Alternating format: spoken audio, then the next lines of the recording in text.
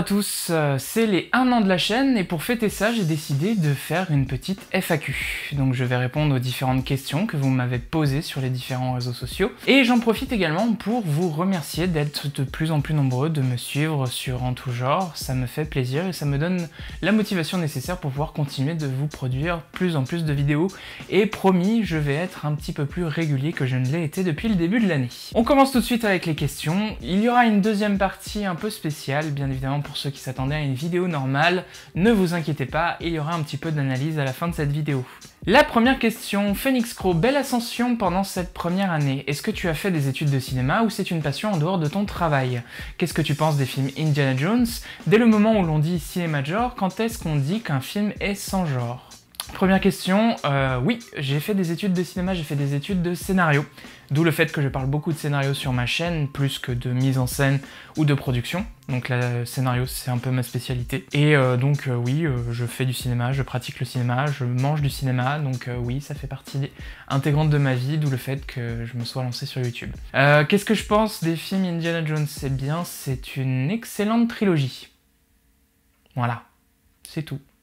Et concernant le cinéma de genre, quand est-ce qu'on dit qu'un film est sans genre? Alors pour moi, il n'y a pas de film sans genre, parce que tu prends n'importe quel film, tu peux le ranger dans une case, quoi qu'il arrive. Même un film complètement expérimental ou déluré, tu peux le mettre dans une case qui va être son genre. Donc tous les films ont un genre, il n'y a pas de film sans genre, pour moi en tout cas.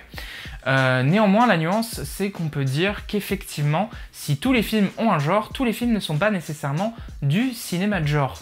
C'est ça la nuance qui est plus compliquée à expliquer, et ne t'inquiète pas, on va l'expliquer très rapidement. Question de Borat 8, comptes-tu parler d'animation dans les prochains mois? Je pense à René Laloux, Paul Grimaud, à Avril Le Monde Truqué, Phantom Boy ou d'autres qui vont être dans les thématiques de ta chaîne.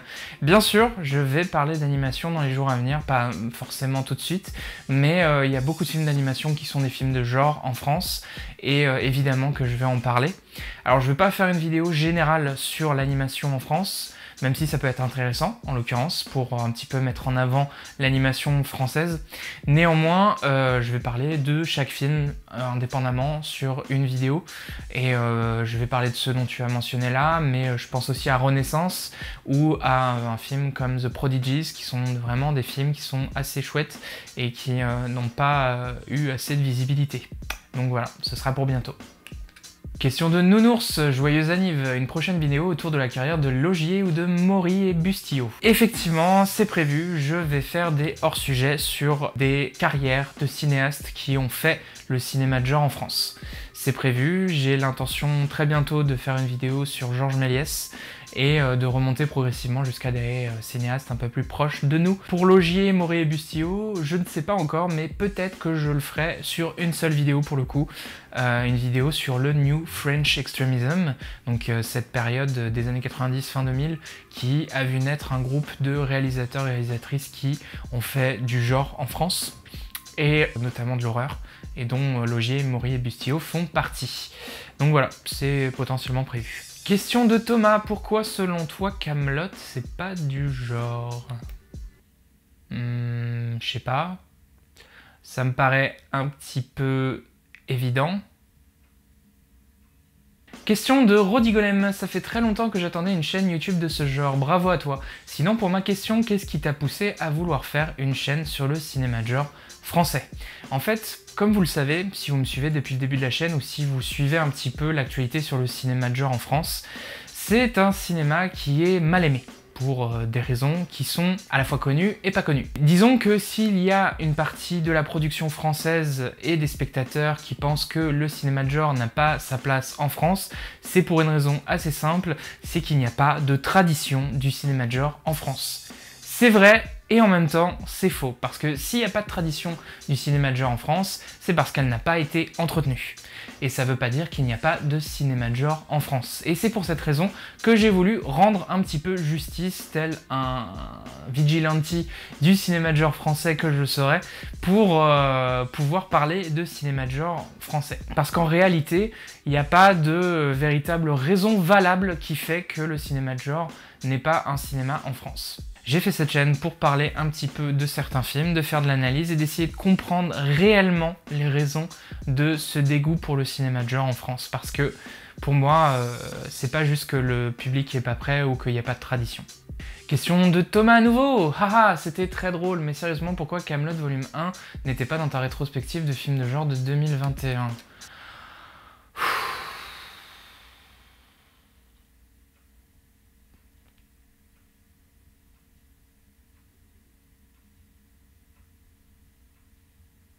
Question de Muerto Mega et le cinéma de genre. Deux questions. 1. Penses-tu que certains films de genre veulent jouer sur le succès des autres, c'est-à-dire faire un film de genre parce que fric et popularité? 2. Le futur du cinéma de genre, selon toi. Alors, si un cinéma essaye de s'inspirer d'un autre, ou en tout cas d'essayer de surfer sur le succès d'un autre, c'est quelque chose qui, pour moi, est assez général dans le cinéma. Le cinéma de genre est un fait, mais de manière générale, tu verras aussi en France que dès qu'un film a une certaine popularité, eh bien tu vas en avoir plein d'autres qui vont essayer de surfer sur cette popularité. C'est comme ça que le cinéma s'est construit et continuera de se construire au fur et à mesure du temps. Et que les modes aussi sont créés. Je pense notamment celle du super-héros qui commence un petit peu à dater, mais c'est parce qu'un film a fonctionné et que ça continue de fonctionner et que le public continue d'aller voir ce genre de film qu'on en a de plus en plus. Donc pour le cinéma de genre, c'est un fait également et ça continuera. Donc oui, effectivement, c'est le cas. Après, pour moi, c'est pas forcément une mauvaise chose. Je pense notamment à Get Out, qui a fait un petit peu une vague de cinéma, on va dire, social d'horreur, notamment dans les Elevated Horror. Il y a eu d'autres films qui ont essayé un petit peu de surfer sur la même vague. Je pense à His House ou à une série qui s'appelle Them sur Amazon Prime. Et donc ouais, non, c'est un fait. Après, forcément, bah, ça a ses limites, notamment dans le cinéma d'exploitation, où on va exploiter un type de film jusqu'à la moelle, et ça va partir un petit peu en live sur la fin, comme on peut le voir actuellement avec le MCU. Mais bon, voilà, je veux pas non plus dénigrer quoi que ce soit sur le MCU, c'est pas le but de cette chaîne. Quant au futur de cinéma de genre, de manière internationale, je pense que le cinéma de genre a de beaux jours devant lui, notamment avec les productions A24, avec plein de productions qui vont essayer un petit peu de faire un cinéma de genre très low cost, et c'est ça qui pour moi est un véritable essor pour le cinéma de genre, et qui est tant mieux parce que c'est la base du cinéma de genre en fait. Et c'est un peu un retour à ces bases là qui va permettre un petit peu peut-être de s'exporter sur le cinéma grand public, je l'espère du moins, et en tout cas on le voit notamment avec Jordan Peele, pour ne citer que lui, qui, mine de rien, même s'il fait de l'horreur avec Nope, a réussi à s'infiltrer un peu plus que d'habitude dans le cinéma à grand divertissement. Donc franchement, j'ai hâte de voir ce que ça va donner. Pour en France, bah, c'est compliqué parce que la situation est compliquée, hein, ça on le sait. Et c'est pas parce qu'il y a des fulgurances que ça va évoluer. Je pense à Julia Ducournau, je pense à La Nuée aussi, qui est sortie l'année dernière. Mais voilà, le cinéma de genre en France, il est totalement incertain. Question du bonimenteur français, quelle est la partie la plus difficile sur la conception de l'une de tes vidéos? Alors, la partie la plus difficile, c'est l'écriture, sans aucun doute. C'est pas forcément la plus difficile, mais c'est la plus longue, d'où le fait que c'est celle qui va me prendre le plus de temps et qui va faire que la vidéo met du temps à être construite. Parce qu'il faut visionner un film, ou plusieurs films, 1 à 2-3 fois, prendre des notes sur ce film, essayer de rassembler toutes ces notes, de voir ce qui est le plus important, le plus intéressant à raconter, de faire l'analyse, de rédiger mon texte par rapport à ça. Et donc c'est ça qui va être le plus long de manière générale et qui fait qu'une vidéo met du temps à être construite. Et c'est notamment le cas sur les 2 dernières vidéos, sur Belphégor et sur le Pacte des Loups, qui sont des vidéos qui se font 30 à 40 minutes. Donc nécessairement, c'est plus difficile à écrire. Donc pour moi, la partie la plus difficile sur la conception, c'est vraiment l'écriture, plus que la réalisation ou le montage. Question de Movies365, que penses-tu des autres youtubeurs cinéma en général? Si tu devais en conseiller quelques-uns, ce seraient lesquels? Alors, le YouTube cinéma, j'ai pas d'avis particulier dessus. Déjà parce que je ne le connais pas intégralement, et parce que c'est vaste. Il y a le YouTube cinéma de manière générale et il y a le YouTube cinéma français. Pour le YouTube cinéma français, moi je trouve qu'il y a beaucoup de variété et que c'est bien qu'il y ait du YouTube cinéma qui va faire un petit peu plus de review et d'analyse de films qui viennent de sortir au cinéma et de faire des avis à chaud, etc. Ça, j'ai rien contre ça. Je trouve que c'est nécessaire. Certes, c'est un peu les chaînes qui sont les plus mises en avant sur l'intégralité du YouTube cinéma. Néanmoins, c'est bien qu'il y en ait certaines qui sortent du lot pour pouvoir un petit peu proposer des essais généraux sur le cinéma. Du coup, non, j'ai pas d'avis particulier sur le YouTube cinéma, au contraire. Je trouve que c'est cool. Ça me fait plaisir d'en faire partie. Alors on dit beaucoup que le secteur est bouché, mais il faut savoir se placer sur des niches. C'est un peu mon cas par rapport au cinéma de genre français. Jusqu'à présent, il n'y a aucune chaîne, du moins arrivée à mon niveau, qui parle uniquement de cinéma de genre français. Si je devais conseiller quelques chaînes, je pense à mon camarade Cinépop, qui parle de cinéma et culture populaire, notamment à travers les films de Walt Disney. Il fait toute une rétrospective des films depuis Blanche-Neige jusqu'à aujourd'hui. Actuellement, il est sur la période des années 90, qui est l'âge d'or de Disney, et c'est très intéressant et c'est assez chouette, je vous conseille. Je pense aussi à des youtubeurs cinéma qui font un petit peu plus de reviews sur du cinéma général et qui font des essais là-dessus, notamment Kino et Cinérama, voilà, qui vont parler d'un thème particulier sur le cinéma et développer un petit peu leur point de vue et de l'analyse là-dessus. Je pense à mes camarades qui parlent de cinéma français, notamment le Bonimenteur français, qui parle du cinéma français de A à Z, et à mon camarade Thibaut Sanzel qui parle de cinéma français qui lui a plu particulièrement à travers son émission French Pépite.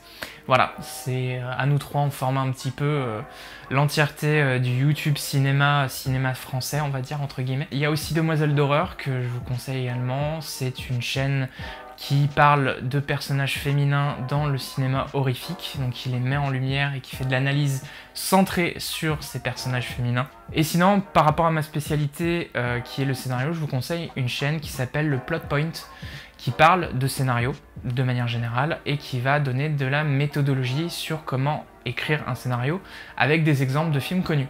Et ça, c'est plutôt chouette, je vous le conseille vivement. Et voilà, j'ai fait à peu près le tour de chaînes que je pourrais vous conseiller. Question de coupe de directeur, est-ce que j'ai bien fait de me couper les cheveux? Eh ben écoute mon gars, moi aussi je viens de me couper les cheveux comme tu peux l'apercevoir, et personnellement je ne regrette pas.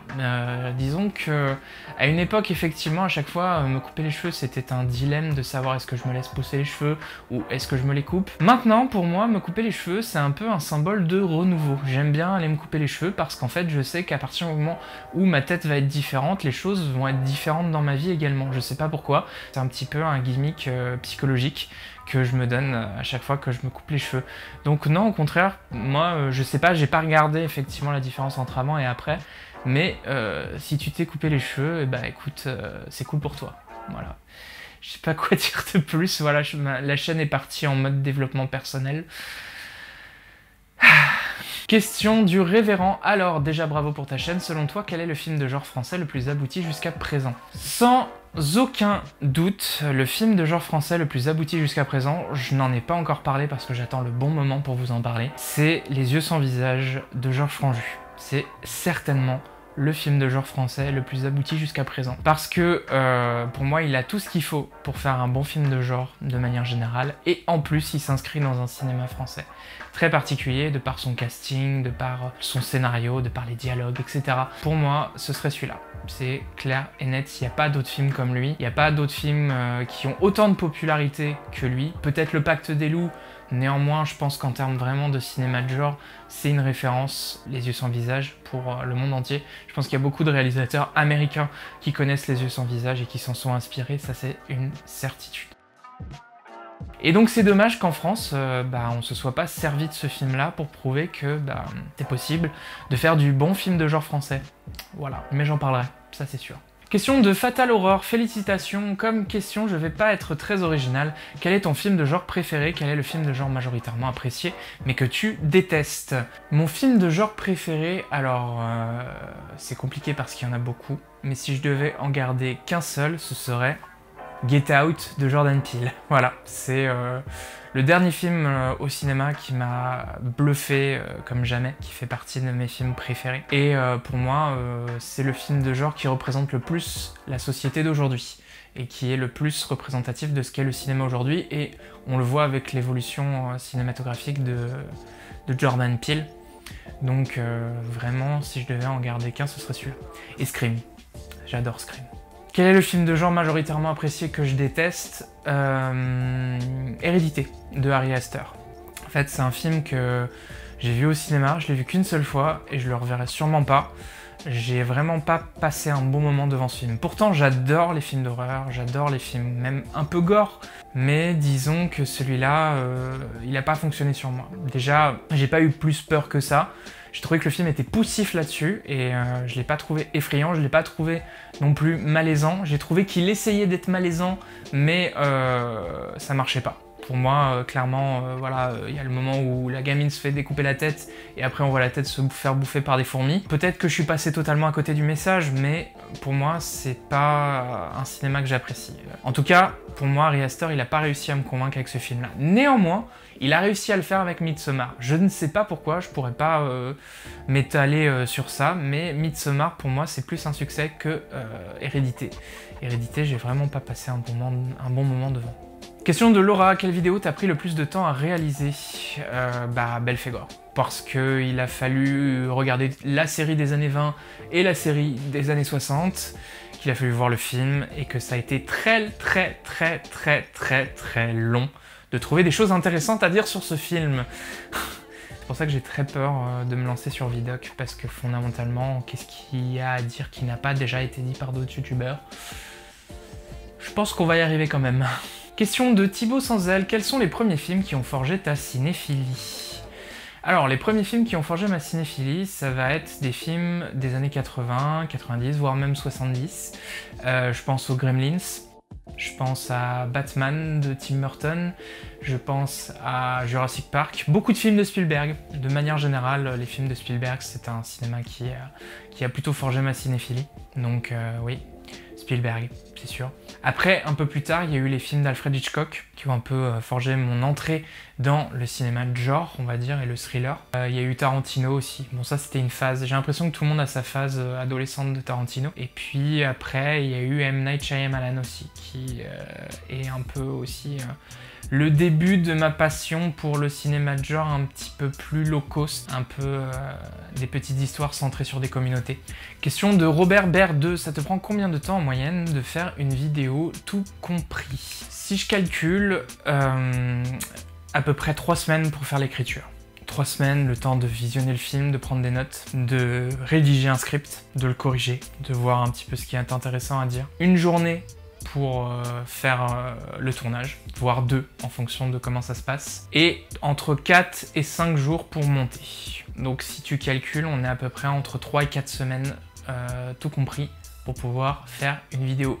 D'où le fait que ça prend du temps et que parfois, comme j'ai d'autres activités à côté, forcément les vidéos mettent un peu de temps à être construites.